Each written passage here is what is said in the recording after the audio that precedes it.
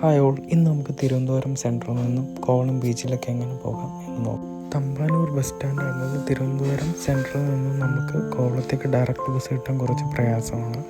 അതിനാൽ നമുക്ക് കിഴക്കേക്കോട്ട ബസ് സ്റ്റാൻഡിൽ വന്നാൽ പെട്ടെന്ന് നമുക്ക് പോകാൻ പറ്റും. തമ്പാനൂരിൽ നിന്ന് 10 രൂപ ടിക്കറ്റ് എടുത്ത് കഴിഞ്ഞാൽ നമുക്ക് കിഴക്കേക്കോട്ട ബസ് സ്റ്റാൻഡിലോട്ട് വന്നിറങ്ങാൻ പറ്റും. അവിടുന്ന് ഈ ഒരു ആർച്ച്, ഈ ഒരു ഓവർ ബ്രിഡ്ജ് കഴിഞ്ഞ് കുറച്ചുകൂടെ ഫ്രണ്ടിലോട്ട് പോകുമ്പോൾ നമുക്ക് അവിടെ നിന്നാണ് കോവളം ബസ് കിട്ടുന്നത്. കിടക്കുന്ന KSRTCക്ക് കോവളത്തേക്ക് പോകുന്നതാണ്. 25 രൂപയാണ് ഒരു സൈഡിലോട്ടുള്ള ടിക്കറ്റ്. അപ്പോൾ 50 രൂപ ഉണ്ടെങ്കിൽ നമുക്ക് സുഖമായിട്ട് പോയിട്ട് വരാം.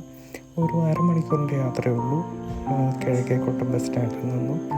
വളരെ പെട്ടെന്ന് നമുക്ക് പോയിട്ട് വരാൻ പറ്റുന്ന ഒരു സ്ഥലമാണ്. തിരുവനന്തപുരത്തൊക്കെ ചെല്ലുന്നവർക്ക് പെട്ടെന്ന് പോയിട്ട് വരാൻ പറ്റുന്ന ഒരു ഡെസ്റ്റിനേഷൻ തന്നെയാണ് കോവളം.